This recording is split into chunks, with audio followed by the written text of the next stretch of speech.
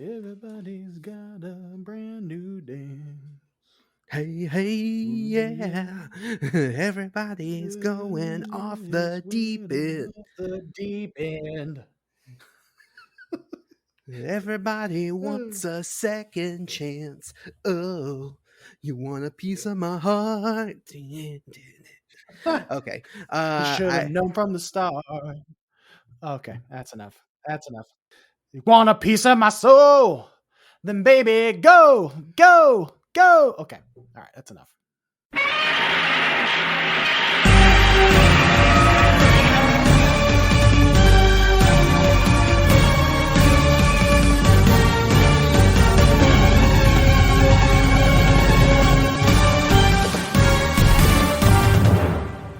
Hello and welcome to another episode of Kaiju Weekly, the weekly podcast that introduces you to the wide world of giant monster movies. I am your host, Michael, your guy for Sentai, and with me, returning to the ring, he hails from parts unknown. He weighs in at 2 Kaiju fans by volume. He is the Kamen Rider revolutionary, Mr. Travis Alexander. Woo!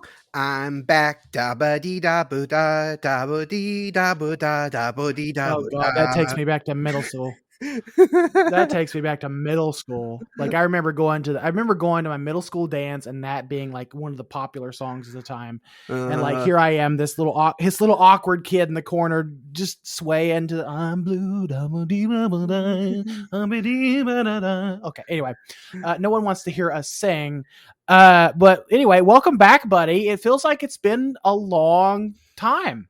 Yeah, it has been at least a month that I have been off the podcast because of family problems. I've made it no secret. I put it on social media.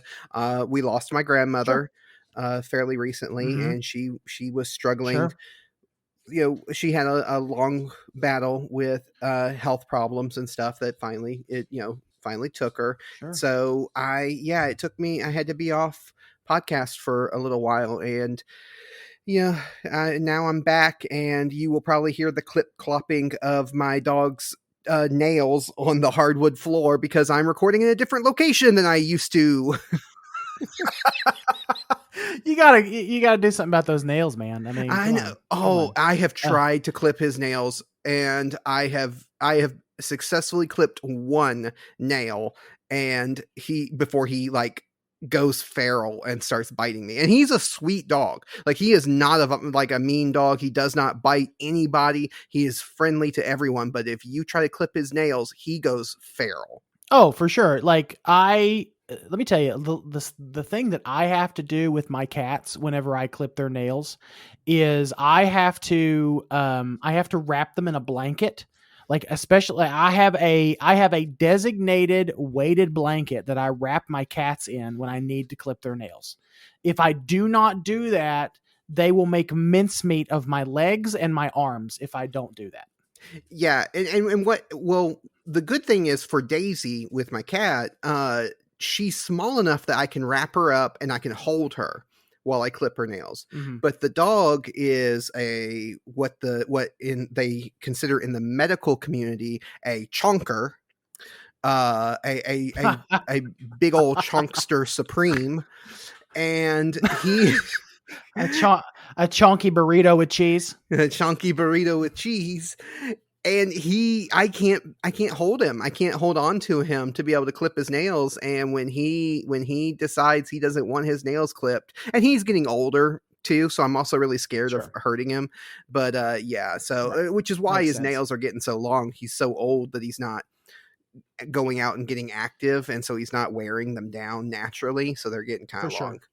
But that's just to say that if listeners are listening to this and you hear clippity clop in the background of my recording, that's just my dog walking around on the hardwood floor. Oh, absolutely. And I just want to add, thank you to everyone who came on the show and participated. Danny, Kim, Nathan, who helped out as well in your stead while you needed to take a break. I mean, Travis can tell you guys in a minute, but I really appreciate everyone for doing that for us, because, this show would not have happened without the support of our friend base. So thank you guys. Yeah, yeah. Thank you so much to everyone who filled in for me and picked up the slack while I was out. Like I said, it was kind of a tough time, losing my grandmother. She was one of the most important people in my life, and so losing her For sure. was a That's very tough. very hard time. And so having friends who picked up the slack for me while I was out was really just I couldn't have asked for more. I really couldn't have, and it was just such a reward and such a blessing to have people who were willing to step up and help. And also for listeners who have stuck around through this time of, yeah, it's been a little chaotic. We haven't had we've had regular episodes, but they've also kind of been interspersed with kind of weird episodes like our live stream that we did and our your AMA that you did, because you didn't know what was going to happen, whether I was going to be there one week or not. So Mhm. it if listeners have stuck around through all of this chaotic and crazy and uncertain time with us, I'm just forever grateful. I'm forever grateful for you guys. Yeah. Well, Travis, we can, now that you're back, we can definitely get back into the swing of things, and we do have a little bit of news to cover. So, you know what we have to do now? We have to cue the beady beady. Cue the beady beady.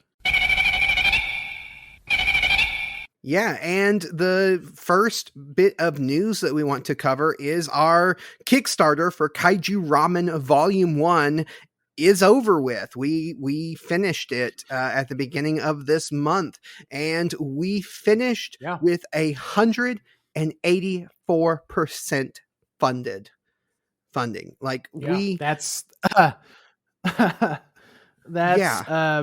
it's a that yeah, that's a lot. That's a lot of you guys gave us 11,048 of your dollars to put towards this Kaiju Ramen Volume 1 that we've put together, and we are eternally grateful. Yeah, and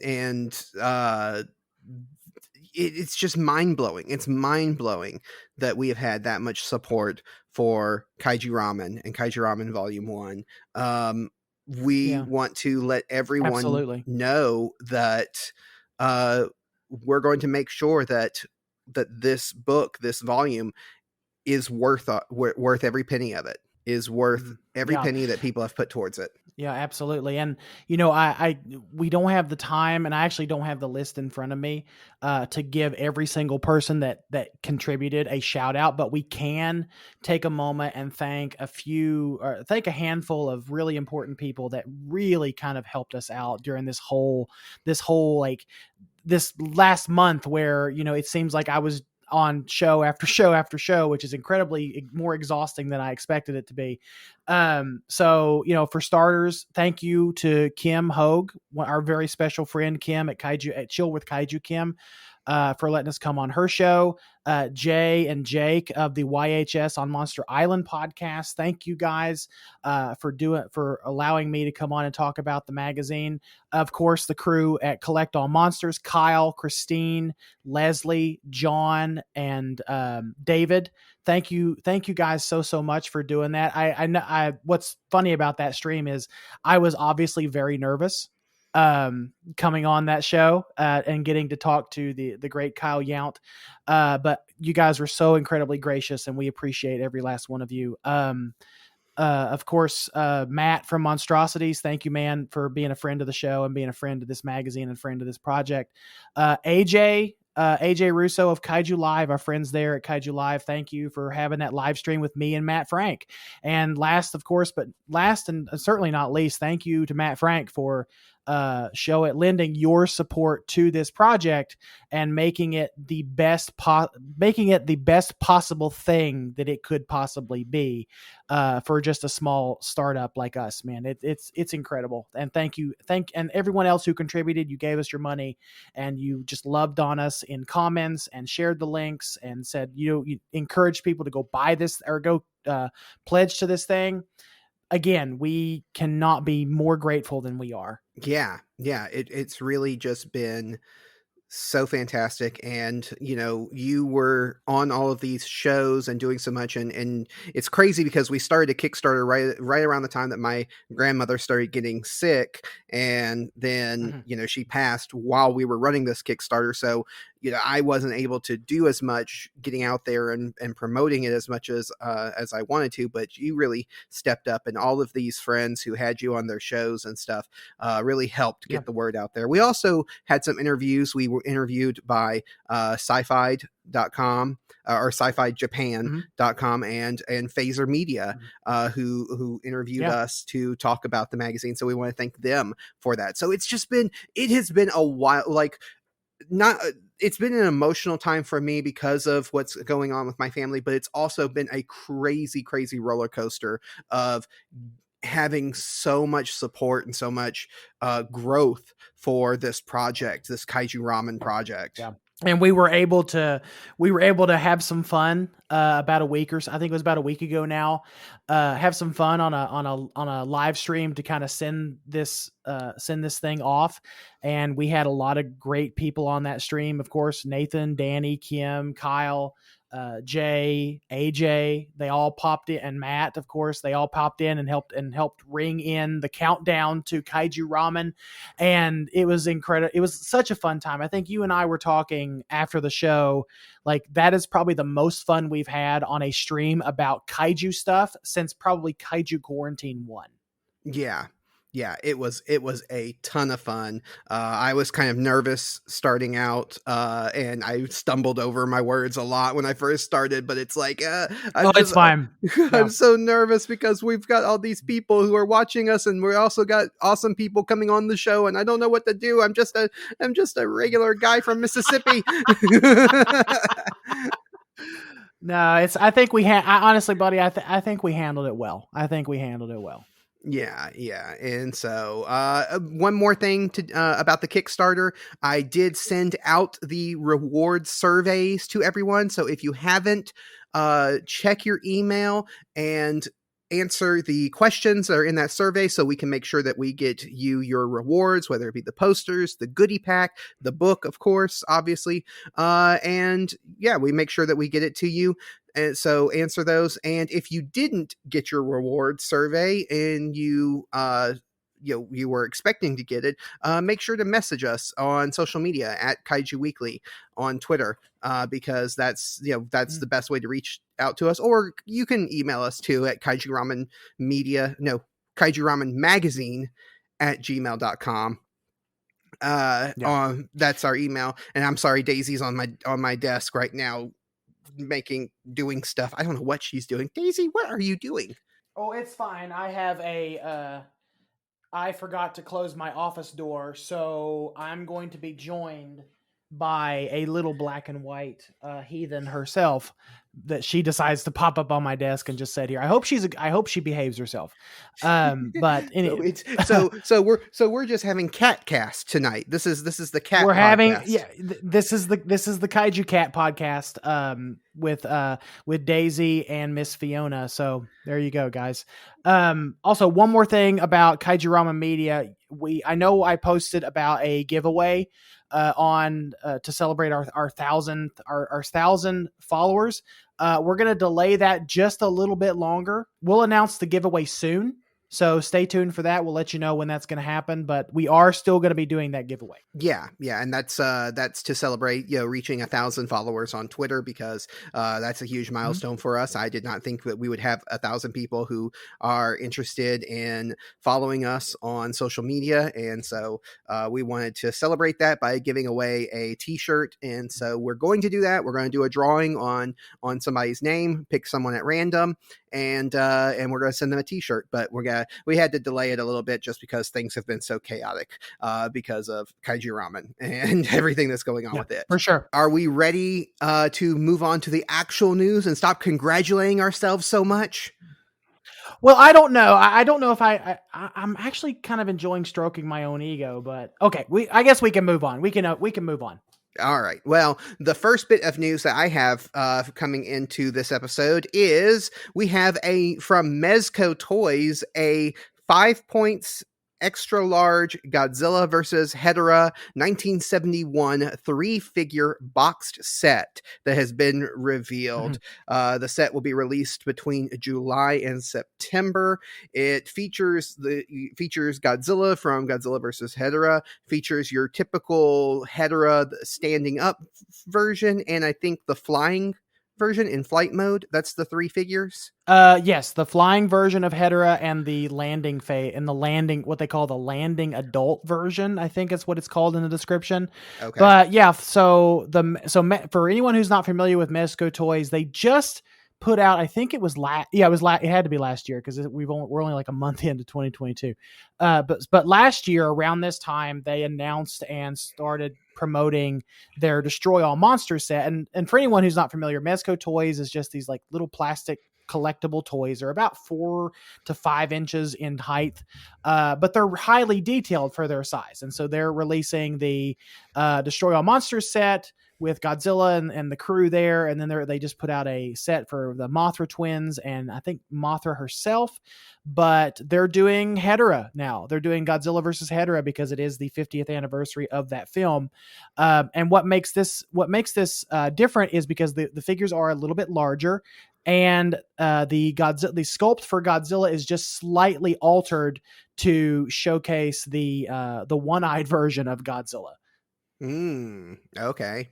Yeah, when you say that these were just plastic, like simple plastic, I was like, oh wow, I did not expect that because I expected these to be like maybe resin or something, like a more higher end. They're PVC. They're PVC. Figures. Okay. Cause yeah, I expected these to be like full resin or something because of the detail. Like when I just looking at the pictures, I was like, oh yeah, it's really detailed. So it's going to be like solid resin or whatever. And you're like, oh no, it's just PVC, it's on the cheaper end, but they just did a really good job detailing it. I'm like, oh man, yeah, they did. Yeah, it would be really difficult to do an articulated figure like this in resin. It's just a lot of. Well, I didn't know they were articulated. That was news to me too. They're articulated, so you can move these. These are not as if you're familiar with the NECA and SH Monster Arts, they're not as articulated as those figures. Thinking more along the lines of like Super 7, if anyone out there is familiar with the Super 7 reaction figure line, where it's got like very limited articulation, like the head will swivel, the legs will move, the arms will move, maybe, and for these probably the tail on Godzilla will move. So more like so it's like got the a few Bandai points kind of figures. Yeah, it's more like the Bandai stuff. Yeah. Okay. See, yeah, I'm not for longtime listeners, they know. But if you're new to the podcast, I am not the collector. I'm not the person who gets into the figure stuff. That's all Michael. So I sound like a doof when talking about this stuff because I'm like, I don't know what I'm talking about. Oh, you don't sound like a doof. Oh, shut up. You don't sound like a doof. It's fine. But no, it's true. I don't know what I'm talking about. I just know it's one of those things of like, I don't know art, but I know what I like. And so, it's really like, I don't know what's a high end figure and what's a great, necessarily price for a figure. But when I see these ones that just look good, I'm like, oh yeah, that looks good. And that's how I am with this. Like it looked really good. And I was like, I didn't realize that it was, something that was not a high end figure because of just the amount of detail that they were able to get into this. Yeah, I'm looking at the price. I'm looking up the price now for these. Okay, so for this set, I'm looking at them on our friends at kaijulive.shop, and they have them up for $70 USD. For $70, you can get like some really good looking toys. And what they come, and I was looking at, and that's for the whole set. The box. That's for the entire set. Yes. Yeah. So $70 for 3 figures, and they look fantastic. Mm-hmm. Yeah. It comes with Godzilla. It comes with Hedorah, the final form. It comes with the flying version. It comes with a beam effect that will shoot from Hedorah's eye. It comes with a cover to simulate the part of the battle where Hedorah loses one of her eyes or his eyes. I don't know what sex it is, but okay. It comes with the flying form, like I said. It comes with 4 replica buildings. It comes with 2 of those Hedorah eggs or balls, whatever you want to call them. It comes with those. It comes with 1 eye beam, 1 eyelid, 1 positioning post for one basically 1 stand for the flying form Hedorah, and then 2 display bases for the figures to stand on. So you're getting a lot of stuff in the box for $70, and I'll make sure to post a link to where you can purchase this from our friends at Kaiju Live in the description of this episode. Yeah. Moving on to the next bit of news, we had some news to talk about with this movie, Yuzo, the Biggest Battle in Tokyo. We have a new trailer that was released for this. Now, for anybody who may not be following this movie or familiar with this, we have talked about this movie about, about a month ago, maybe? No, probably 2 months ago now. This is the one that has a kaiju that looks like it belongs in the Ultra franchise, and it has a very weird synopsis. Like, we couldn't make heads or tails of the synopsis for it, but they released a new trailer for it. It's like a comedy sort of type movie, judging by the trailer. I watched it, and we couldn't make heads or tails of the synopsis, and watching the trailer did not help. What did you think of this? Yeah. Okay, so the monster design looks great. I think the monster design, the tokusatsu, look fantastic. I'm not 100% sold on I'm not 100% sold on it yet. I know from this trailer, it obviously is supposed to be a satire or a comedy. But I don't know. It looks good. It looks fun. Like, I'm specifically thinking of that scene where the guy grabs the dynamite and flies right into the monster. Yeah. But yeah, this is going to be one of those fun, like, independent action films. And like I said, the actual monster design for this looks great. Yeah. Oh yeah. The monster looks great. And I think, and I don't have it written down here, I should have written it down, but I think there are some actual, like, veterans in the tokusatsu industry who are working on the monster design. That's why it looks as good as it does. But yeah, so here's the synopsis. We've read it out before in the podcast, but just for anybody who doesn't remember or who may not have heard the synopsis before. In the year 2020, the world is threatened by a new coronavirus. The impact of the virus is not only on health, but also on the economy. And Yuzu Uki, who was enjoying his remote life, is easily laid off. Somehow, he manages to find a new job, but what has awaited him was a crazy group of people, including a money-grabbing president, a fitness instructor with no members, a garbage thief who only collects waste, a gambling salesman, and a man who stays inside a stuffed animal. I think that was the part where we were like, whoa. What? However, that was so that was the part that was the part that we were like, what? However, after being pushed around by these selfish people, he gets desperate when he is dumped by his girlfriend. Just then, after all of that, a life form from outer space comes into contact with Yuzo's crazy coworkers and fuses with their madness, creating an explosion of energy that plunges the city into chaos. The only person who can save the city from this crisis is Yuzo. Having been thrown into the depths of disappointment, he now rises to the occasion. I think we mentioned it when we talked about it. This movie is it's like 5 movies in one. It's just like 5 different synopses smashed into one, and I don't like. And I said, watching the trailer didn't help. It looks just as nuts as what the synopsis makes it sound. No, it sounds wild. It sounds wild. Like, if you base it on the trailer and you didn't really take the time to read the plot synopsis, you would think that this was just an independent independent monster film.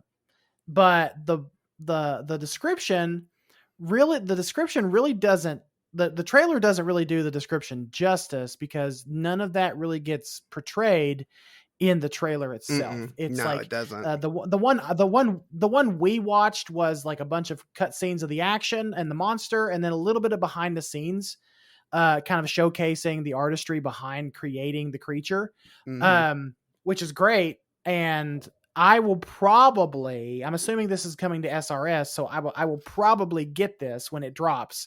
But yeah, because I think it looks interesting. I recently watched Nezra and the Great Buddha Arrival. I wasn't all that impressed with Nezra. I was more impressed with the Great Buddha Arrival.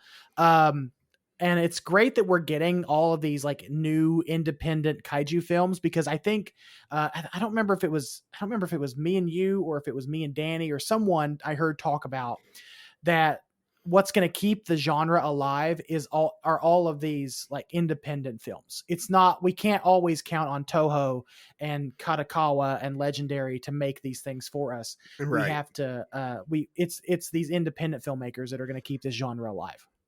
Yeah, yeah. I mean, and I like that the kaiju genre has grown and kind of expanded enough that we are getting a lot of independent stuff that is making it. I mean, Japan has always done kind of independent kaiju stuff, because kaiju is just a genre that sticks around in Japan.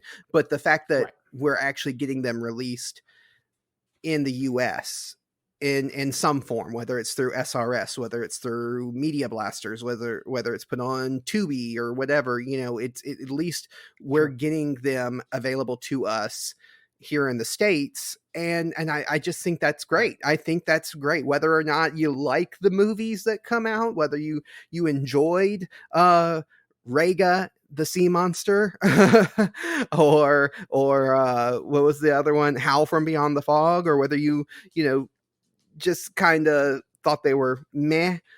At least we're getting this stuff in the US that we never would have gotten prior to, like 10 years ago. We wouldn't have gotten these Yeah, movies. and I'm starting to warm up to some of these things. Like before, like I was really hard on Howl. And the more of these independent films that we start getting, the more I'm starting to just kind of just like I think you told me one time, well, Michael, you just need to lighten up. The more I'm starting to I'm starting to lighten up a little bit on these independent films, because like I said, it's these types of movies, it's these content creators that are going to keep this genre alive, for us in the West and for the East as well. Yeah. Yeah. You're going to be telling me to lighten up once we get to our main topic this week, because, oh boy, I have opinions. Yeah. Oh, I'm sure you do. I'm sure you do. But we're going to try to keep it as positive as we possibly can. But the moving on to our next, Yeah, the next bit of the next, news. the Go ahead. You want to take over? That's fine. I can just step back. Okay. no, it's fine. I was just trying to gauge the flow of the conversation. But moving on to the next little bit of news, it looks like Waxworks has hinted at releasing the Singular Point soundtrack on vinyl. No word on release or price just yet, but the images I've seen online look. I mean, there's not much images to see online, but like the teasers that the Waxworks has thrown out is really intriguing. And I Mm-hmm. know that the soundtrack to Singular Point just got put on Spotify not too long ago, and it is a really tremendous soundtrack. So I'm interested to see how that's going to be received. When it finally comes to vinyl. Now, I don't know if this is going to be like a Japan only thing, but I'm assuming since it's Waxworks, No, it's going to yeah. be international. It's going to be Yeah. international because they just released their Showa era Godzilla record set. Yeah, because Waxworks is not based in Japan. Waxworks is based. I'm one to. California? Were they in California or were they in Canada? I can't remember. It began with a C. So yeah, so this whole thing with the soundtrack being released, yeah, we don't know a release date, we don't know pricing, we don't even know for sure that it's happening, other than Waxworks has kind of all but said they are actually doing it. They haven't officially said they're doing it, but they have dropped some really, really hard and heavy hints. But yeah, Mhm. I don't remember the Singular Point soundtrack that much.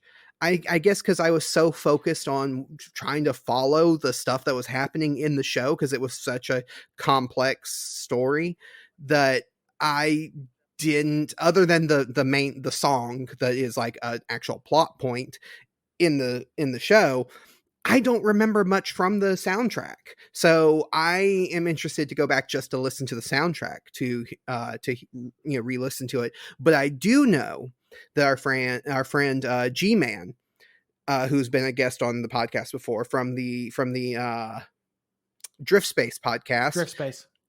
he is really excited for that, because he loves soundtracks and music and stuff like that anyway, and he was super excited for the idea that the Singular Point soundtrack will be released on vinyl. Oh yeah, for sure. Like he would like I know our friend Danny's super excited for it to come. I don't know about our friends Matt and Grattan, because I know they're vinyl collectors and they bought the Showa era Godzilla set. So I don't know how they feel about it. I haven't really seen them commenting on it, but I won't be getting it. Again, I'm not the biggest vinyl collector. I've been getting a few of the Mondo records when they come out, but I probably won't. I probably won't grab this. Yeah, yeah. Moving on to the next bit of news, Dawn of the Monsters, which is a video game that is coming out soon, has a trailer, a story trailer that came out this week, and it Mhm. looks epic. Like, I'm not a collector and I'm not a gamer, but Mhm. this game looks fantastic, and I am a sucker for a fun monster beat 'em up type game, and that's what this looks like. It's completely original. It's not based on any existing franchises or any existing monsters, but they have definitely drawn inspiration from your Ultramen, your Super Sentais, your Godzillas, your Gamras, all of the great places that you draw inspiration from when you're talking about monsters and robots. Mhm. And it just looks like so Yeah. much fun. It does. It looks like a ton of fun. Like honestly, I wish I was a gamer. I honest to God wish I was a gamer for this, or for enough to want to go buy this. But I fell out of the gaming. I fell out of the gaming genre a long time ago, just because it's just one more. It turned into one more distraction away from what I had to, like, my job, since I worked from home. I found myself spending way too many hours playing games and not actually doing my work. So I kind of got out of it. I want to get back into it, but I don't know. I'm not really a gamer, but I can appreciate this from the artistic perspective, whereas it looks good. Like, it looks like a fun, it kind of looks 2D but also 3D at the same time. It's It has a it's cell really shaded. it has a really, yeah, there we go. Thank you. It has a really unique aesthetic. Hmm. Yeah, and a big part of that aesthetic is because they partnered with Matt Frank and a few other people to Mhm. help develop this art style and the Right. the monster designs and everything. And we actually have a press pack from 13 AM Gaming's, who is developing this game. And I'm like you, I'm not a big gamer, so I didn't know about this until they reached out to us and talked to us. But I talked to Mhm. our friend Nathan Marchand from the Monster Island Film Vault, and he said he's been following the development of this game for a while, because they announced it back in at G Fest, like a year ago or a couple of years ago or something like that. And they've been, like, It released. was yeah. It was the G Fest before last. It was the last It was G-Fest of 2019. G-Fest of 2019, Okay. before the pandemic. So he's been following the development of this, and he's been super excited. And when I told him that they reached out to us and they wanted us to feature a thing in the magazine about this game and about them, he was like super excited. He's like, oh man, and he was telling me all about it and like all the stuff that he knew, and had heard about and stuff. And I'm like he's got me excited for it, and I'm not a big gamer, but like I want to go out and get this game because it looks like a lot of fun. And like you said, the art style is very unique. It's not generic. It has a very unique style to it, and they've worked with some great creators in coming up with that style, coming up with like not just one brand new kaiju that's completely original, but like an entire team of kaiju and giant robots and stuff that's all original, that's not taken from something else. It is amazing that they were able to do that. So yeah, Oh, absolutely. This is definitely something that that people should check out. And I'm not saying that just because they did reach out to us and talk to us and wanted us to feature something about the game in Kaiju Ramen, which is going to be coming in March. We're going to feature something for them in our March issue, so that's issue 5. But even without that, I would be like, I would be saying the same stuff about this game because it looks cool. Right, for sure. Oh, it does. It absolutely does. And I like I said, I'm not a gamer. This is the only reason this is on my radar is because it's giant monsters and because they reached out to us. But once I started really kind of researching them and getting into and finding out more about the project, and I've heard Nathan talk about this project before, because I think they worked with Seismic Toys, which is a vinyl toy maker. I think out of Texas or California, maybe, I can't remember, but or no, New York. They're out of New York.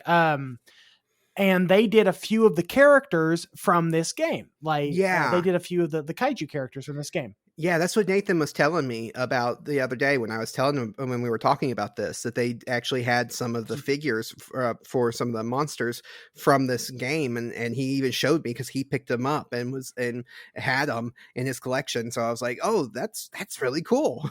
Oh yeah. They're gorgeous. They're gorgeous. Absolutely. So yeah, I mean, I'm excited. I'm excited for this project. I'm excited to talk to these guys.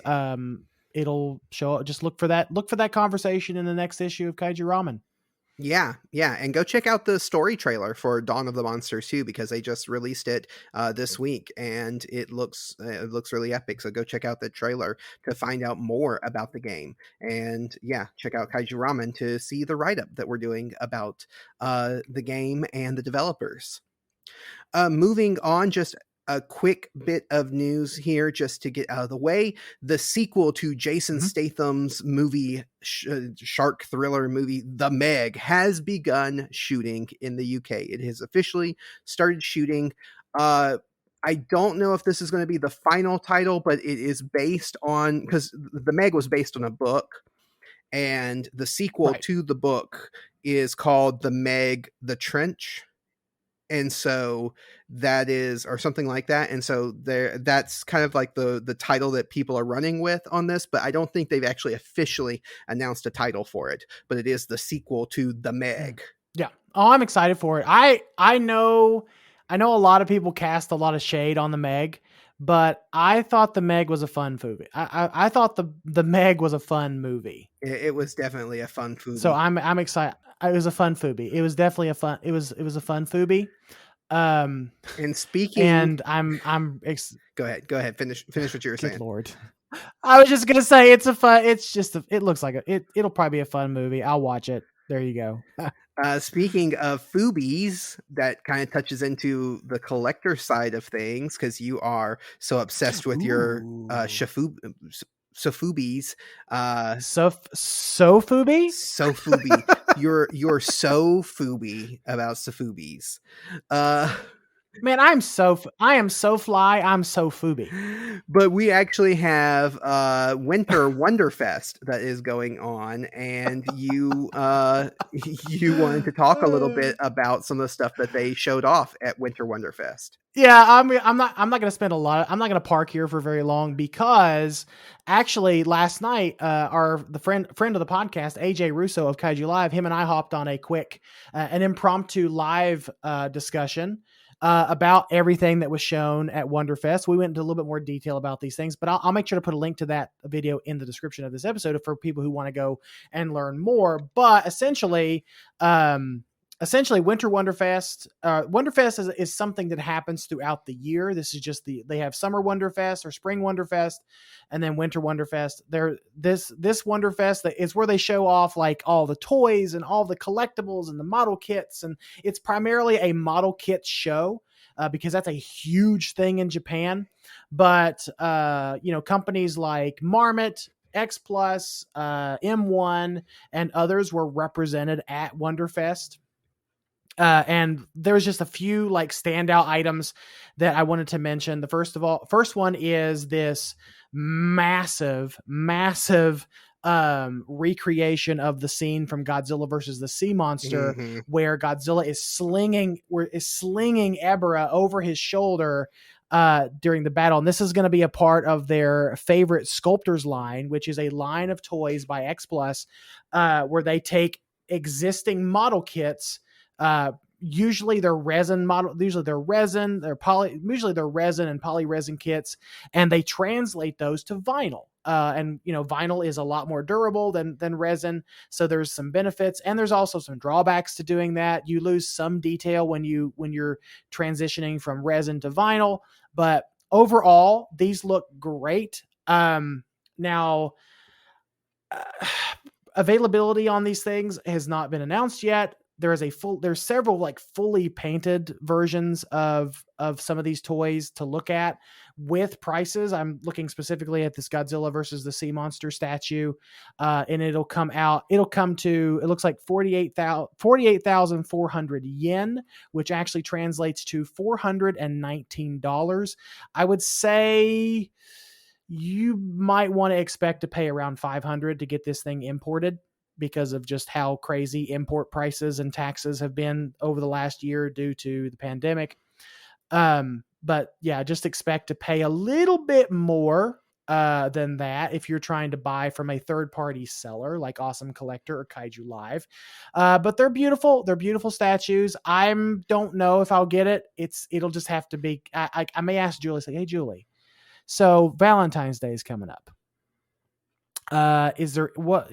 Instead of flowers and candy, can I get a giant statue from Godzilla versus the Sea Monster? For you, obviously. For her. For me. Well, for her, obviously. Yeah, for her. Obviously. Would you like a giant for her that she can keep at my house? Yeah. This is a gift to you, but I'm going to keep it and love it and stroke it and maybe cuddle with it at night. For when you're not around. Oh yeah, for sure. Yeah. Just some other fun things, and I'll zoom through these as quick as I can. The Defo Reel line, which Travis, you and I have talked about that. We've talked about the Defo Reel line on this show. They're going to be releasing several things in that line. They're going to be completing the Godzilla versus Megalon set. They've already announced, and Jet Jaguar is up for pre-order now, but they're going to be releasing the Godzilla 73, and they're going to be releasing Gigan and Megalon, and you can see all that stuff in the video between me and AJ, and we go into a little bit more detail. I want Chibi Gigan. I want Chibi Gigan so much. Which makes a lot of sense because, I think, what is it, this year, 2022 is the 50th anniversary of Gigan, of Godzilla versus Gigan. So makes a ton of sense. And 50 years is a big deal to Japan, to films in Japan. So they really love like the 50, 60 and 70 year anniversaries. So when Godzilla finally turns 75, I have no clue what they're going to do. Honestly, it's going to be interesting. It's going to be massive. Hopefully we're going to get some good stuff out of it, but, I'm looking specifically at this Son of Godzilla Defo Reel, And for anyone who's not for the uninitiated, Defa reels are basically high-end Funko Pops. It's got the big head, the little body. It's got the very like screen accurate proportionate head with a little chibi body. And this one in particular caught my eye. I may have to get it because it is just so adorable looking, and it is the scene from Son of Godzilla where just newborn Minya is riding on Godzilla's tail, and it is fantastic. Okay, you say this thing is cute, and it probably will be when it's actually painted to be the colors that it's supposed to be colored. But right now, the picture that you have on the show notes is it's a clay model. The clay model, and it's flesh toned clay and a flesh toned chibi Minya just looking into my soul right now is the furthest thing from cute that I can imagine. Oh, come on, Travis. You know this thing is adorable. He looks like a little fetus that has just come to just devour me. What in the world? He's come to eat your soul. Wow, that went to a really dark place. I am so sorry, audio listener. Moving on, just some quick mentions before we get into the main topic. M1 will be releasing another version of their 1954 Godzilla. M1 is a Sofubi manufacturer. I actually love M1 stuff because they're screen accurate, but they're stylized at the same time, if that makes sense. And I just love their paint. I love the way they're painted. They look so good. They're also going to be releasing. I saw some images of the Godzilla trike, the Godzilla 2000 on the tricycle, which is a really popular Sofubi thing that a lot of collectors like.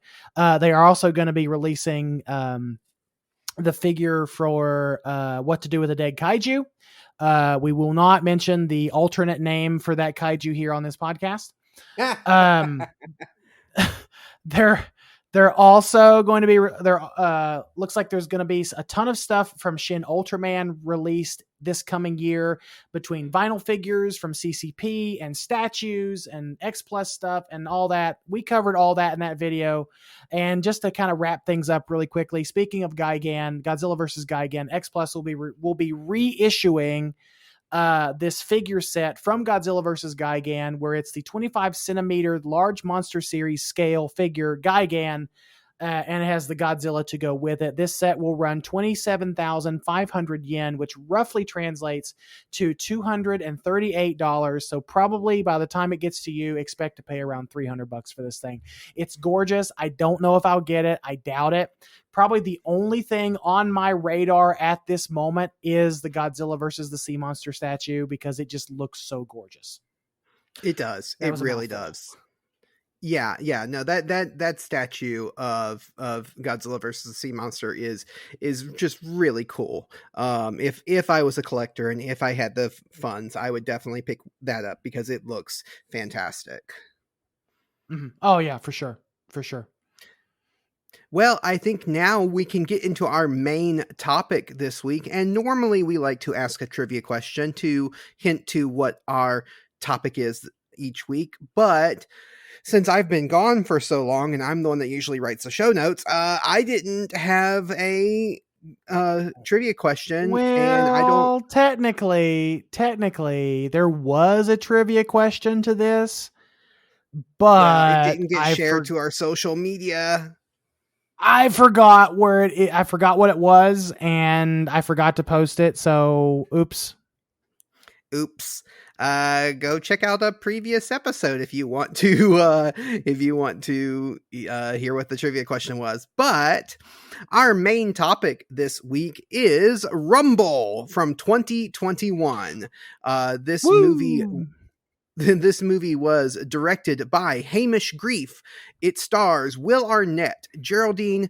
Now, I had to look up how to pronounce her name, and I may still mispronounce it even after. Well, quick question. Is Hamish the good grief or the bad grief? Good grief. No, see, now this is where our brains are different because I see that name and I think of General Grievous from Star Wars. Okay, gotcha. All right. And oh boy, the Star Wars fandom is imploding a little bit this week too. That's not kaiju news, but that's just news. I was just trying to be funny, but okay. I'm not going to get into Star Wars talk right now, but this is not the time nor the place or the podcast for that. I have opinions. I have opinions on Star Wars. Listeners, if you want to hear my opinions on Star Wars, tweet at us or email us at Kaiju Weekly or Kaiju Weekly at gmail.com. But yeah, Geraldine, if you want to hear my rambling opinions on Star Wars, you can tweet at me at That's a Lot of Bish. There's an inside joke here. There's an inside joke there. Just tweet at me there and I'll tell you my incoherent thoughts on Star Wars. His incoherent thoughts on Star Wars are, I don't really know what that is, but I like Darth Vader. I like the Empire movie. Yeah. That one with Jar Jar is pretty good. I know that one's crap. That's I was gonna say that's you, not me. That's you. Anyway, Geraldine Vishwanathan. And like I said, probably mispronounced that name. I'm very sorry. Terry Crews is also in this movie. Charles Barkley, Jimmy Tatro, Stephen A. Smith, who is a real ESPN newscaster, was also in this movie, and Roman Reigns and Becky Lynch make brief cameos. They are current champions. Roman Reigns is the WWE Universal Champion, and Becky Lynch is the current champion for Raw's women's wrestling, and they make cameos. Well, good for you. Good for you for knowing that, buddy. I didn't know you were such a wrestling fan. I haven't been a wrestling fan since the 90s, so I actually had to look that up. Oh, yeah, okay, for sure. Yeah, I kind of I haven't been into wrestling since the 90s, so Randy Savage, yeah, I know who that is, and I know RIP, but outside of the like 90s guys, I don't know who these people are. Oh, for sure. Like I lost interest after Stone Cold Steve Austin. Yeah. Which he still comes back every so often, doesn't he? He's like The Rock. He'll come in and do something every so often. He'll do it. Yeah, he'll do a little skit, it's fine. Yeah. He'll come in every now and then like The Rock or The Undertaker and do a little skit, and then he's good. I still can't believe The Undertaker is still going. Like I would have thought The Undertaker would have been retired a long time ago. Oh, The Undertaker? No, Mark Calloway is retired. Mark Calloway retired last year. Oh, yeah, he retired last year. Last year. Like I still would have thought he would have been retired like a long time ago because he's been around forever. He's been around since Survivor Series of 1988, 1980 something. I don't know. Yeah. I mean, these guys are like, I know we're not here to talk about wrestling, but this is a wrestling movie sort of. But yeah. These guys are like football and like sports stars, like, physical, they're athletes. And so you'd think that most of them would retire kind of early because of just the beating that their body goes through on a regular basis. But some of these guys stick around for a while, and it's just like, I cannot believe that you are still going. Oh yeah, for sure. Yeah, it's some of these guys, like, I don't know. I don't want to get into it, but like some of these guys just, they need to retire. Oh yeah. Oh, I'm sure. They need to retire and bring in some fresh blood. But that is a debate that I do not want to have right now. And I'm sure that is a whole other debate we can have with actual hardcore wrestling fans. I'm more of a casual fan. Yeah, but moving on. Moving on to the plot breakdown for this movie. Do you want to do a funny plot breakdown, or do you want me to do the actual plot breakdown? I don't have a plot breakdown in mind, so you can do a funny plot breakdown. Okay. Well, the plot breakdown. This movie is loosely based on A Monster on the Hill, a graphic novel by Rob Harrell. Loosely Right. based on that, very loosely based on that graphic novel. And the plot synopsis that I found is: in a world where monster wrestling is a global sport and monsters are superstar athletes, teenage Winnie looks to follow in her father's footsteps by coaching a lovable underdog monster into a champion. Now, Michael, opening thoughts on this movie. It was fun. It was fun. I watched it. We were actually supposed to do this a month ago. We were supposed to do this at the top of the month, and I haven't watched it again since, which probably tells you how much I enjoyed it. But I actually did enjoy it. I actually legitimately did enjoy that movie. We were supposed to review this movie the week it came out, but we didn't. And now we're like way far removed from it, and it's like of it coming out, and like nobody cares about this movie at all. Oh yeah, for sure. Oh yeah, for sure. Like, I've not heard any fanfare about it. I've not heard anyone talk about it in the kaiju circles. Like, even the people that I know love animated films don't even talk about this movie. But I don't know. It's fine, I guess. It's a perfectly serviceable kids movie. It's a lot of fun. There's a lot of talented voice actors and actresses in it. There's a good moral to the story. Honestly, it's just a really kind of fair to middling kaiju kids movie, I guess. Like, I feel like Real Steel did it better, honestly, though. So my opening thoughts on this movie, like, again, we were supposed to review this movie a month ago. We were supposed to review it the week it came out. I watched this movie because I have Paramount Plus, and I watched this movie, and I knew we were going to review it this week, and I barely remember any details about what happens in this movie. And I was like, I probably should rewatch it just so I can be familiar with like the details of what's going on, so I can talk about it and review it.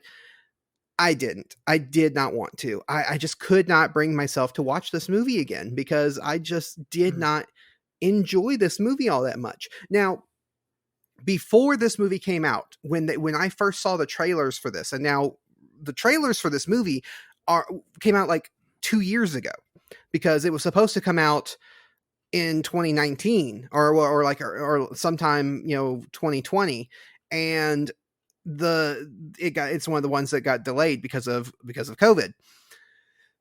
And I was so excited for this because when I was a kid, there was a show that came on Fox Kids, I think, or it might have been the WB version of Fox Kids on Saturday morning. It's one of those two, but it was a Japanese show, an anime that was imported and given dubs and stuff, called Ultimate Muscle. And it was based on a really long running manga from Japan, called, what was it called? Kinnikuman. And that show was so much fun. It's like, you talk about like, it's wrestling. It's built around wrestling, and wrestling is like, there's a whole wrestling federation that basically is like the Federation from Star Trek. They're like, it's a coalition of planets that all use wrestling to kind of govern their laws and stuff. And there's a big, champion who's King Muscle. He's the king of Muscle Planet, and he's the champion that's been the champion for decades. I am the king of Muscle Planet.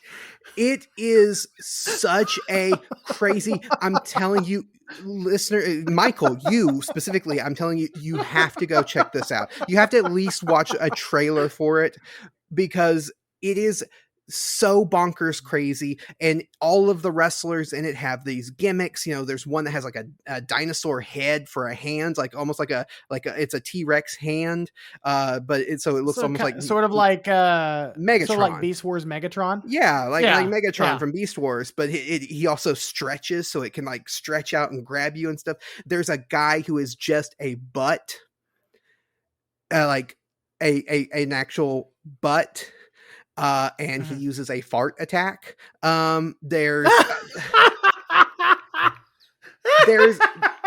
There's references to American wrestling. There's references to Japanese wrestling, the little bit that exists in Japan, and also sumo wrestling.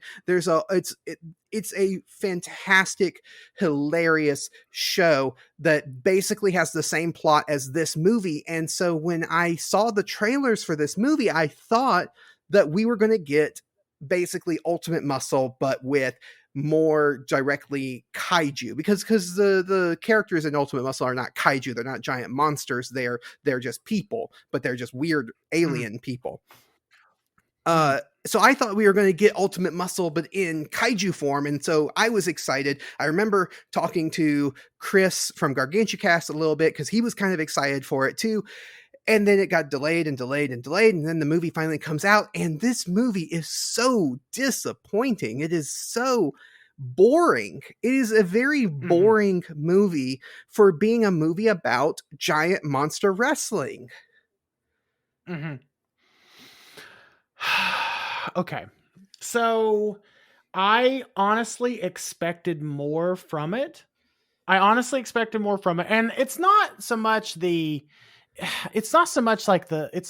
story that bugs me. I guess it's the execution that bugs me. It's sort of the execution that bugs me. Like, I don't think Rayburn is all that great of a character, to be quite honest with you. He actually irritated the snot out of me the whole time. And I get he's afraid to disappoint his father, and he's been down on his luck for however many years at this point. But he just comes across like his whiny laziness is annoying. If you would have told me that, even though I can tell, you can tell by his voice, that's Will Arnett. Like, Will Arnett's voice is pretty distinguishable, right, so you can kind of pick it out. But if you ignored the voice and just went with the characterization, if you had told me that this character was going to be voiced by Seth why am I blanking? Seth Rogen. If you would have told me that this character was going to be voiced by Seth Rogen, I would have believed you, because like, this character is so much of a Seth Rogen kind of like slacker. Yeah, you're right. Pain in the butt you're type right. character. Yeah, I can totally see that. I can totally see that, because like the voice acting that Seth Rogen has done in the past, he always plays this same character. He plays this very character, the slacker, the lazy guy, the guy that's apathetic all the time. It just takes shortcuts and yada yada yada. And Will Arnett is a little bit more what's the word I'm looking for? He's a little bit more cynical most of the time. Would you say that cynical is the right word? Like, he always comes across as cynical in his voice acting? No, I wouldn't say that. He does play cynical characters sometimes. He's more straightforward with his voice acting. He doesn't typically go very wacky. Like in a lot of the things that he does voices for, and I mean, and obviously Will Arnett is a live action actor too, and he's done stuff, but he tends to do a very good job of being the straight barrel type guy, where he like, all these wacky scenarios are happening around him, but he's still taking it very seriously. And he's like, almost like a Leslie Nielsen, kind of like how, he's like very straightforward and very serious in his delivery, even though it is super wacky stuff. And that works well with, some of the stuff that he does. I mean, he does the voice of Lego Batman, and it's really great, because Lego Batman is, dark and gritty and while living in a wacky, colorful, silly world. And it's just kind of like funny. But in this, You know who Uh, would have been? You know who would have been better for the? You know who would have been better for this role, in my opinion? Jason Bateman. Jason Bateman would have been good. Jason Bateman would have been good. I think Jason Bateman would have been better. I would have said Jack Black because I mean this essentially is Oh Kung yeah, Fu Panda.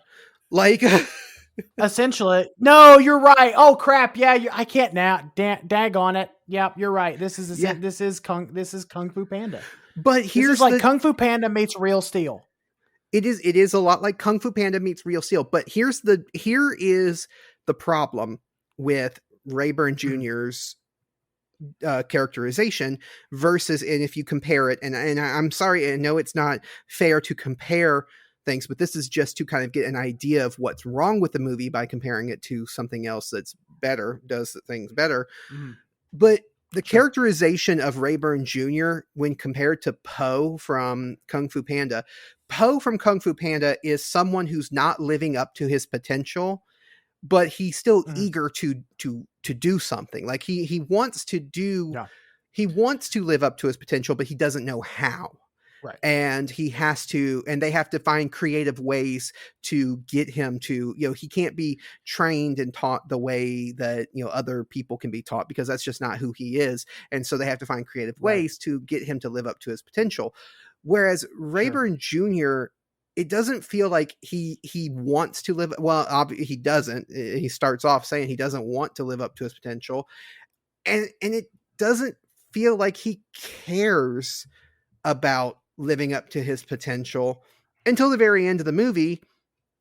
And then you're supposed to care about whether he cares, but he spent most of the time not caring.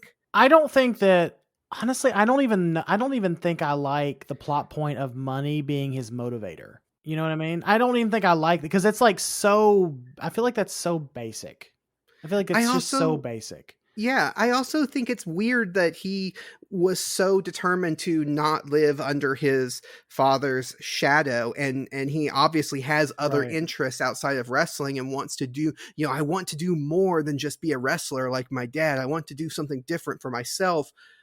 But yet when he's off on his own using a fake name, he is wrestling. Yeah. Right. He's not doing Makes anything sense. else. Yeah. And just like, it's like, if this were, I think you're right. If he were off like working in a monster burger joint, or if he was a monster pizza delivery guy, right. I think it would have been better than him literally doing the thing that he's afraid of disappointing his father over, I guess, if that makes sense. And which, okay, that leads into another problem I have for this movie. What do the other monsters that don't wrestle do? Because we see the wrestling monsters, and we see the one monster who is a wrestling commentator, but there's nothing else. Like, you don't see monsters just living their lives doing, normal everyday things. This world is not built like these monsters have been around for decades and decades. This world is built like these monsters are just here for the weekend.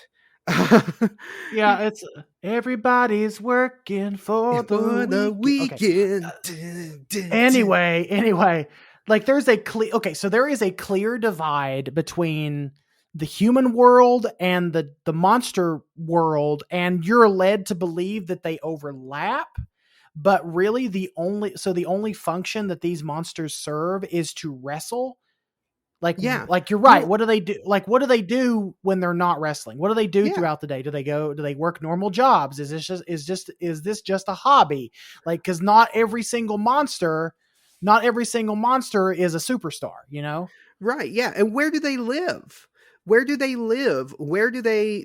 eat? Like, everything in this world, every building, every, city, everything is built human sized. There's nothing that's built monster size except for the stadiums. That's the only thing that is built to be monster size. And it is such a wasted opportunity to kind of like just in the background throwing little sight gags of monsters unloading, the tanker ships, or, little, buildings that, like restaurants that are super big and monsters going in. So, the way that Monsters Inc. does, the way that Monsters Inc. has, like, in the background, there's little sight gags because there's these restaurants and things that are monster themed. And so you kind of get this feel of the world is built for them. This is a world that they live in. Not this movie, not Rumble. Rumble has none of that. It's almost like they had a movie already partially made and then just slapped monsters into it at the last minute. Yeah. There could have been, in my opinion, better world building than just humans live here and then they train monsters and the monsters wrestle and then that's it. Like, I feel like there just needs to be more. Yeah. Well, look at How to Train Your Dragon. Look at how that movie, how that, like, you feel the world that they're living in. Like the first movie, this world of dragons exist and these are the Vikings that have to live in a world where dragons exist. And that was kind of cool. But then as they built the world even more in the sequels, you see how dragons are used by humans and whether it be in a good, positive way or in a negative way of enslaving dragons, and how the dragons, the hierarchy of dragons works, and all this kind of stuff that's like, there's so much detail that they could have thrown in and it not taken any extra time. Like it wouldn't have taken much effort to put like little things in the background. I'm not saying like, they had to spend a whole bunch of extra time and money, creating a whole side plot of where all the monsters sleep at night. Just a little sight gag. Just something. Hotels just for something. monsters. Right. Like when the monsters, I feel like we're spending way too much time on this, but when the monsters come to town from like visit, because they all can't live in the same city, because according to the rules set up in this world, each town has its own champion, is what I'm understanding. And correct me if I'm wrong. Like each town has its own custom champion. So these other monsters have to come from somewhere. So where do they sleep? But again, I feel like we're talking in circles on this point. But I wanted to just inject a sidebar here. At some point, I really would want us to watch and review How to Train Your Dragon. The first one. Yeah. Well, I think all three of the actual theatrical movies are worth reviewing on the podcast, because I think all three of them. Yeah, maybe not like the 4 other direct to DVD releases though. Yeah. Well, yeah. And the series, because they had the little mini series in between each movie that I don't think we have to cover, but the movies themselves, I think, it's definitely something we can cover. Another, I don't know if we want to stay on negatives. I do have some more negatives I do want to talk about, but we can throw in some positives here real quick before we, do some more negative talk. Yeah. I mean, for me, one of the positives is the monster design. Like the actual creature design in this movie, I think is great. I think the creatures look great. Yeah. I think they're tremendous. And the animation looks great too. It's solid. Like we talked about, the voice acting is good. I think that they could have maybe picked different, like for a couple of parts, specifically Rayburn, I really would have wanted them to pick a different voice actor that fits that characterization more. I think you brought up Jack Black, which would have been an excellent choice, and would have made a whole heck of a lot of sense. Well, but Seth Rogen, we said too. Seth Rogen. I just think overall, the monster designs themselves, they are very unique. They're interesting. They're not your typical, like, coming into this movie, I thought we were just going to see a lot of like spin-offs of other monsters we already know, like Godzilla's a lizard, Kong is a monkey or Kong is a gorilla, and then and then maybe a turtle or something of that nature. But we actually got some pretty unique monster designs in this movie, specifically thinking about Ramarilla. I hope I'm saying that right. The one that the ram gorilla hybrid that is on way too much caffeine. Yeah. No, I do want to before we close out this conversation, before we end it, I do want to ask you who your favorite monster was from the movie. So we can sure. talk a little bit more about that when we get to that. But yeah, no, totally. There were some really fun monster designs. I think that the way that they I mean, it's animated, but still the way that they animated the actual fights in the arenas was a lot of fun. I think they did a fantastic job capturing the energy, the excitement, the fun of these wrestling matches with these monsters. So I'm totally on board with that. We did say voice acting. Will Arnett did a good job, but like you said, we would have preferred someone who would have fit the characterization a little bit better. But everybody else in there, especially Terry Crews, I loved Terry Crews. I love Terry Crews. I like Terry Crews anyway, and I think I said this off cast. I like Terry Crews in these types of roles. He's a lot like he kind of reminds me of Dwayne Johnson, but he doesn't take himself nearly as seriously as Dwayne Johnson does. Yeah. And for a movie like this, I think that's a good thing. Like, I think that's a good thing. And I really loved Tentacular. I love that characterization. I love what Terry did with the character. And I thought he brought a lot of he brought a lot of charm to it. And what I really kind of liked about that character in particular was we find out later that it wasn't all just about money for him. It was about pride, and it was about and the big theme of this movie is legacy, but it was about legacy. Like, he wants to erase the legacy of Rayburn Sr. so that he can create his own legacy, because he's tired of living in Rayburn Sr.'s shadow.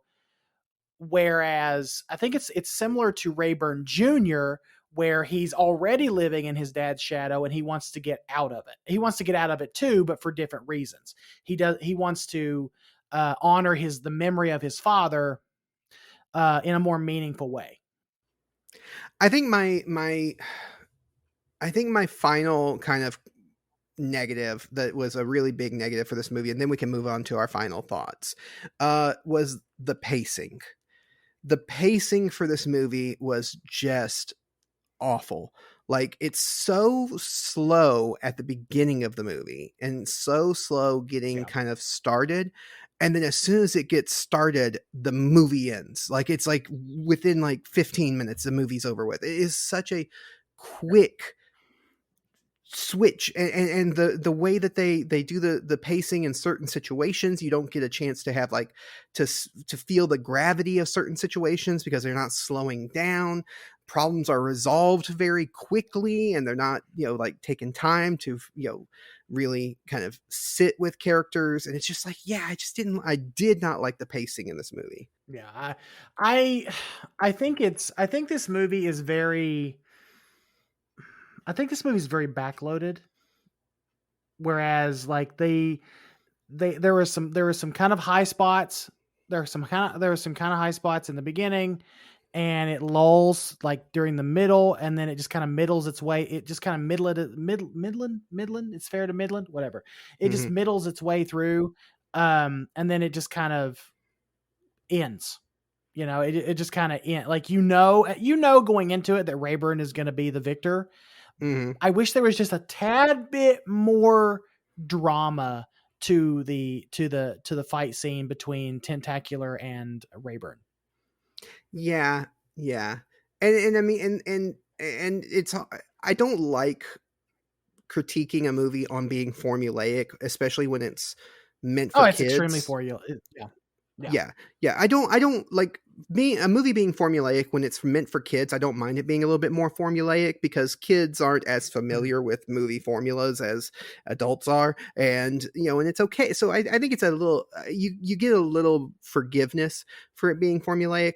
But man, this movie was super formulaic, and it just was so bad that it was like with that kind of stuff, like just.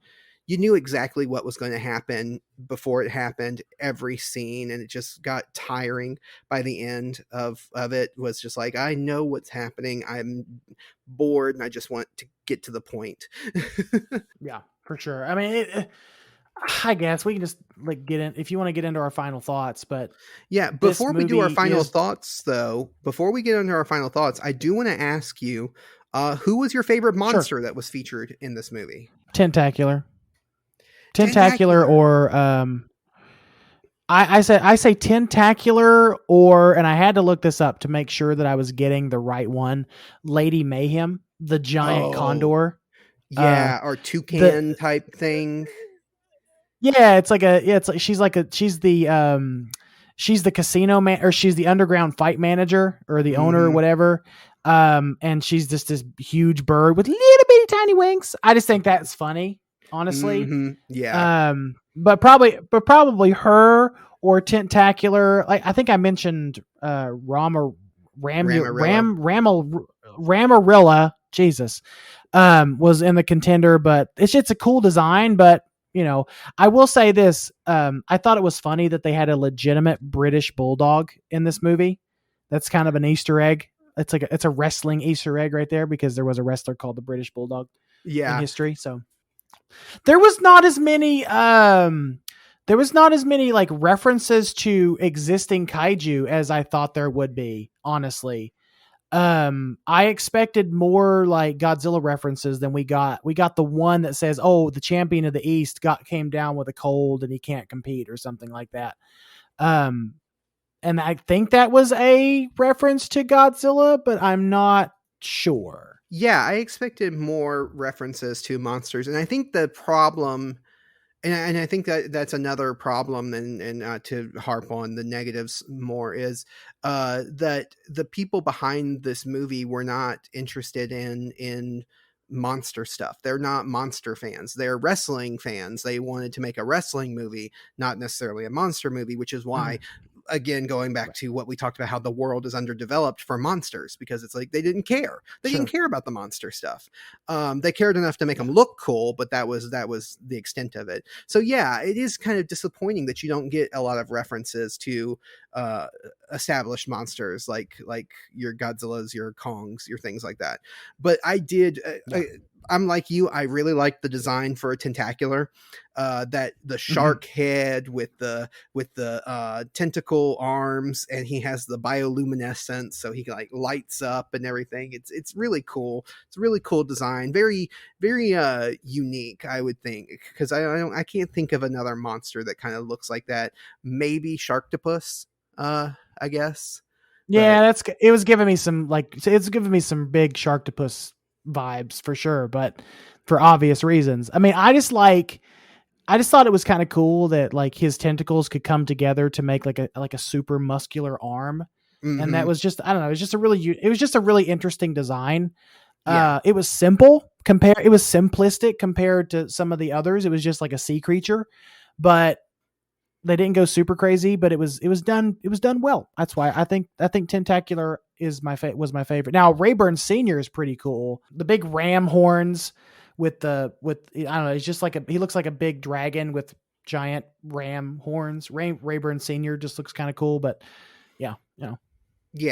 Yeah, Rayburn Sr. looks cool. My favorite, though, I do have to say, my favorite, even though Tentacular is awesome, my favorite is King George, the British Bulldog. Oh. And it's because the sad puppy. There's a scene in here after he gets beat where they're trying to get his confidence back, and he is just this sad little puppy going, ooh, ooh, ooh, and it's just like, oh, I just want to give him scratches. He just deserves all the pets. Oh yeah, like that was it was so funny. It was adorable, and I liked that little wrestling Easter egg there. They obviously Hmm. did that for reasons because I think we talked about this was co-produced by WWE Productions, so they Hmm. and I think you're right. They did. I think they focused more on making a wrestling movie than a monster movie. Yeah. But see, on the side of that, I wish they had more wrestlers making cameos, because we mentioned, Yeah, the two, Becky Lynch and who was the other one Roman that, Reigns. yeah, Roman Reigns, Roman who Reigns. yeah, who made cameos, and which makes sense. They're the current champions, so that's why, have them in there. But like, you couldn't get The Rock, you couldn't get John Jump. Cena, you The couldn't get, Rock. Mhm. yeah, you couldn't get Somebody. just anybody, Uh, any of these ones yeah. that's been around. Stone Cold Steve Ted. Austin, Yeah. Triple H. Ted. Ted DiBiase, Ric Flair. I mean, just Yeah. they could have pulled from some of the like their roster of retired the Big Show, Paul White. They could have pulled from like this long list of wrestlers, but they chose to just have two. And again, this is a WWE movie productions, and I'm surprised that I'm like you. I'm surprised that there wasn't more.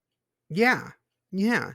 'Cause I think even like the Scooby Doo WWE crossover had more cameos from wrestlers than this movie did. And that's weird for a movie that's like built Mm. around wrestling. Mm-hmm. Yeah, for sure. Like going into it, I expected to see way more cameos than were actually in it. And honestly, the cameos that are there aren't even all that significant. Mhm. Real, if you really think about it, like Becky Lynch plays the like kind of the green. I can't remember what her name is, but she plays like this green kind of goblin creature, and then Roman Reigns plays the Ramarilla creature, Mhm. and it kind of doesn't. I mean, it's fine, it fits, but it it's like it's there for like a finite second, and then they just kind of move on with the rest of the story. I really wanted I actually kind of wanted a actual prominent wrestler to be kind of throughout the entire movie. Mhm. Yeah. Yeah. I mean, they had more of a cameo from the ESPN newscaster than they did the Oh actual God, I can't WWE stand people. Stephen A. Smith anyway. He was so insufferable in this movie. He really, I mean, like, I get that he's like that in real life, or at least on ESPN he is like that, but Mm, like, don't sure. make him that insufferable. Right. If it wasn't for the monster kind of like co-anchor also that was with him, it would have been just way too much to handle. But I like that he did have a partner there to kind of like tone it down some, or bring in a little bit of comedy levity to it. Oh yeah, for sure. For sure. Um, let's move into our final thoughts and our Godzuki scores. So, for anybody who's new to the Woo! podcast, we like to rate our movies out of 5 Godzukis, because we like to embrace the sillier side of giant monster movies, and we like to do that by using Godzuki as our yardstick. And so, Michael, out of 5 Godzukis, what would you give Rumble from 2021, and what are your final thoughts? It's fine. Um, it's a fun kids movie. I think there are better kids movies out there. This is nowhere near the caliber as say what Pixar has done, what even DreamWorks has done. Um, honestly, it's as far as kids movies go, Clifford was a better kids movie if you ask me. Um, Yeah. but Yeah. I don't know. It's tough. I want to be nice to it, but at the end of the day, I have to be honest. So I'm gonna give this a 2 out of 5 Godzookies, just because it's fine. Like, show it to if you're a wrestling fan, you'll appreciate it. If you're a monster fan, you'll probably appreciate it. It's a fun kind of turn your brain off popcorn movie to watch with the family. It's harmless. It's fine. Yeah, see, I think this is a harmless movie. It's sugar coated, but it's overall just bland. It's a very bland movie. To me, this is like the textbook of a Mhm. middling movie. Like, it is middle of the road, not too far to one side or the other. I really just it's just generic, bland, and I just don't. I think there's so much better stuff that even kids could watch that I don't even think you could watch. You have to watch this if you're a wrestling fan or if you're a monster fan. I think, and you have kids. I think there's better stuff out there that you can watch. Like Ultimate Muscle. If you can find that somewhere and watch that, like that is everything that this movie was trying to be, and the show from like 20 years ago now, 20 to 25 years ago, this show did it so much better. So go watch that if you can find it, because it's everything this movie was trying to be, and this movie just come out super bland and super middling. So I'm going to give it two. I was going to give it 2.5 because it's kind of like middling. It's kind of right down the center, but actually just talking about it just really made me realize, even more how much I just did not enjoy this movie. So I'm going to give it a 2. I'm going to give it a 2 out of 5. I had Turkeys. Go ahead. when we first mentioned this movie, I think it was over a year ago at this point, when we first found out about it, I was legitimately excited about it. Because it was a monster movie, it was an animated film, I had kind of high hopes for it. It let me down. Like, I wish that I would have kind of tampered. I wish I would have kind of tampered my expectations for it a little bit more. Because this one really just kind of let me down.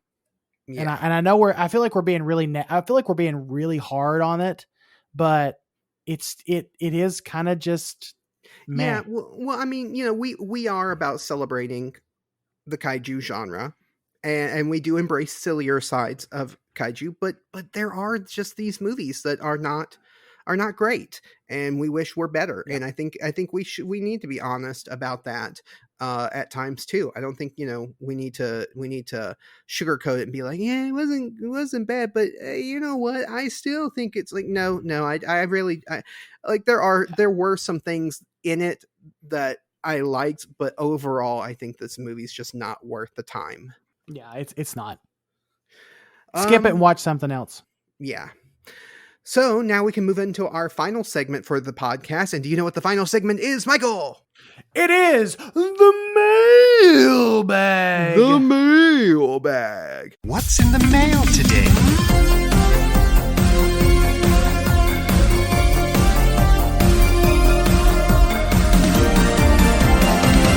And if you would like to send us something to read out from our mailbag, you can do that kaijuweekly@gmail.com. You can also tweet us at kaijuweekly on Twitter, and we will read it out on the podcast. And we got a letter from our friend Chris Degelman, who is one of our favorite listeners. He always interacts with us on Twitter and stuff. We really enjoy hearing from him, and he sent us this email.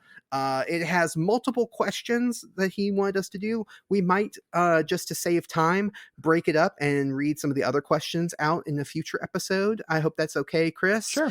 But yeah, I'll go ahead and read what he sent. He said, hey, Travis and Michael.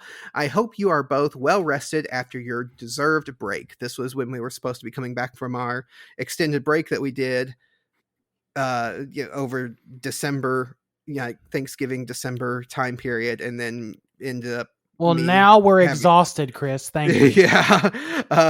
So this letter it's been sitting in the mailbag for a little bit. Yeah. And he says, especially you, Travis. Well, thank you. And he says, now you are not allowed to be tired for at least one episode. Hey, I have not mentioned in this episode at all about me being tired. So that's true. Go, Chris. That is true. Okay, there we go. Good deal. But he says, I have questions to fill the mailbag. And the first one, like I said, we're going to break this up into multiple episodes just to save time. He says the first one is for Michael because it is Power Rangers related. Ooh. And you are the bigger Power Rangers fan, even though I do like Power Rangers, but you are definitely the bigger Power Rangers fan. Yeah. He said, if you could decide which theme the next Sentai / Power Rangers show should have, what would you pick? Oh gosh. Definitely dinosaurs because there's not been enough dinosaurs. I'm kidding. Dinosaurs, knights, cars. Oh yeah, let's do another Cars one. Or let's do another what is it? Public servants one, like ambulances and cop cars and stuff like that.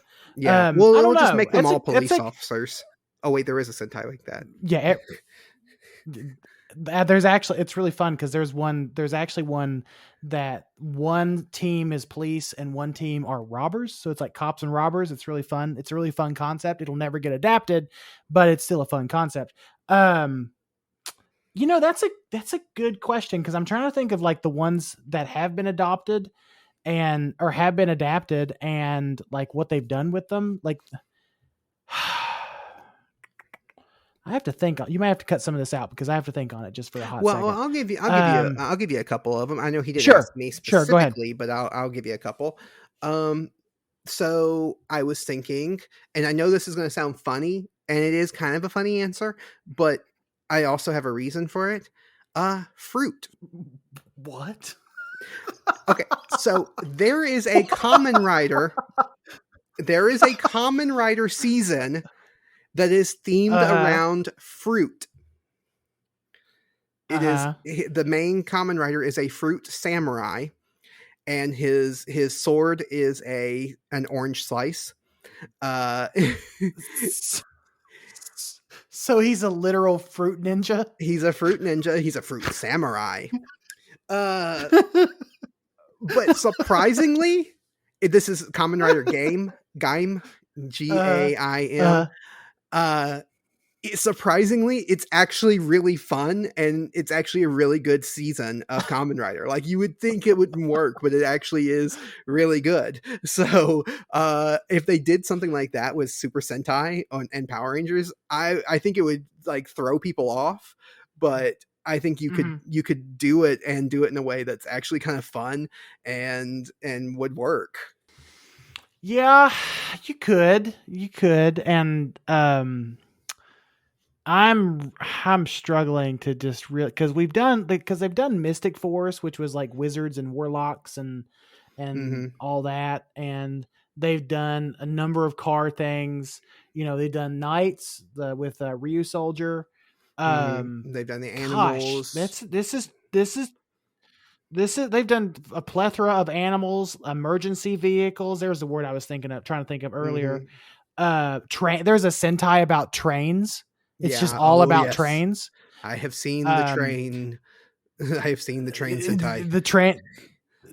The train gif of the train penis. But okay. Anyway, they've done ones with like they're based around crystals, and I'm not talking like Zeo crystals. They're like their helmets are literally are powered by crystals or something. I can't remember what it's called, but there was a fan made project from it called not Glitter Rangers, but what was it? I'll think of it in a minute.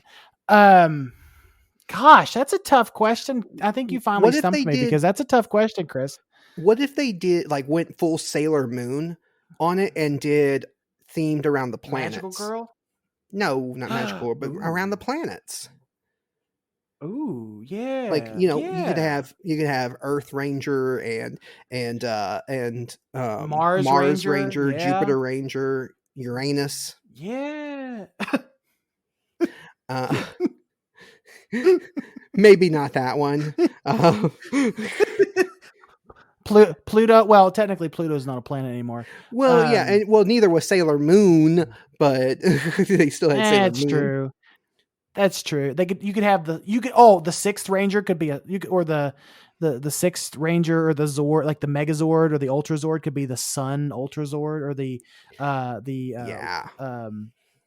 the solar well, there's already a solar Zord. Never mind. That's actually from Lightspeed Rescue. Yeah. Well, see, then that's where my question would be, both for this and for the fruit one, I guess, too. If I went with the fruit one, like I said, what would the Zords look like? Like, if they did planets, what would the Zords look like?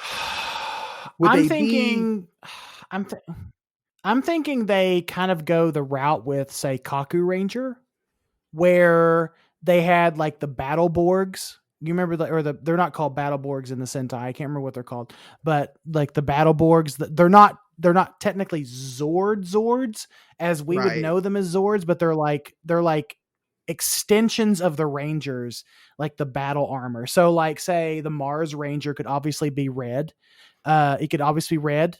And it could look like, and it could have like the design of, say, I don't know, fire, because I think Mars is like super hot. Mm, Jupiter, I think is Jupiter the one that's really cold, or is that something else? no, that's Neptune. Um, Neptune. So Yeah, Neptune, obviously, that's blue. The Neptune Ranger could be like, the it could be Blue blue. Ranger. It could have like ice powers. So like the Zord itself could be like this kind of translucent, like crystallized look to it. That could be pretty cool.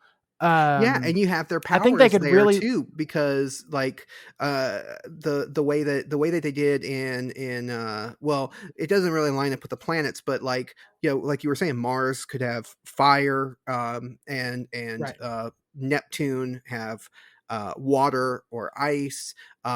You give Jupiter or Saturn maybe like lightning powers, because there's kind of like storms that are constantly happening on Jupiter. So like wind power maybe for Jupiter. Mm-hmm. Oh yeah, that could be cool. Yeah. Yeah. Yeah. Okay. But yeah, I mean, that's a really good question, Chris. Thank you so much for sending that in, because that one kind of stumped me, because because the thing with Sentai is they've explored so many different things. It's hard to kind of, and they kind of go back to the well with a lot of different, like they go back to the well with dinosaurs, they go back to the well with animals, and they'll go back to the well with like vehicles, emergency vehicles and cars and etc. Mm-hmm. But it's just really hard to, I think, to find like a truly unique theme to inject into Sentai. So yeah, that's like, I think I'm gonna just go ahead and agree with Travis and say that, you know, they could do the planetary rangers and, you know, base it around the elements found on the different planets. I think that would be really cool. Yeah, which is funny because they had Power Rangers in space, and they didn't do that because the Sentai was not Well, based on space. I was gonna say the Sentai was a video game virtual reality Sentai, so Right. yeah. But it's like, if Which they were is going to do it at all, it would have been the in space one. Which, if you want to learn more about that season, we did record our episode on Power Rangers in Space, and it will be coming on the Power Trip, a journey through the Power Rangers franchise, very soon. It's a Yeah. fun episode. It's Yeah. long. Like we ended up going a little long on that one. I think that one's close to 3 hours long because I could not shut Nathan up. So I digress. I think another theme, just real quick, I'll throw this out there. Another theme might be plants. Sure. And I know that seems Yeah, kind of, like true plant.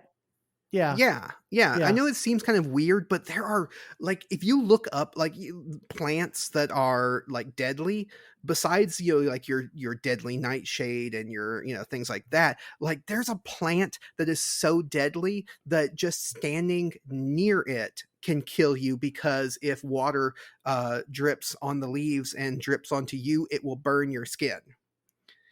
So you Yeah. can't even stand near it.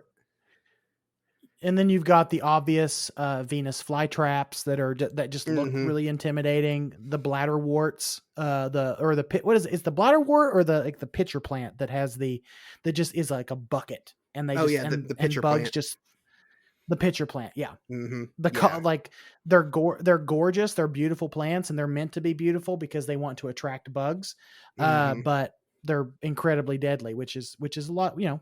Which I think a flower power themed Sentai could be pretty fun. Yeah. So there's 3 options there, Chris. But yeah, so to finish off this episode, we're going to ask the trivia question for next week's episode, and we're going to try to remember to post it on our social medias. We'll try. The trivia question is, what 1963 children's book was adapted into an animated short film, a live-action movie, and an opera? I did not know this was adapted to an opera. I know. I found that out last night when I was doing research. That is incredibly weird, but it kind of makes sense. And I'm actually looking forward to revisiting what we're talking about next time.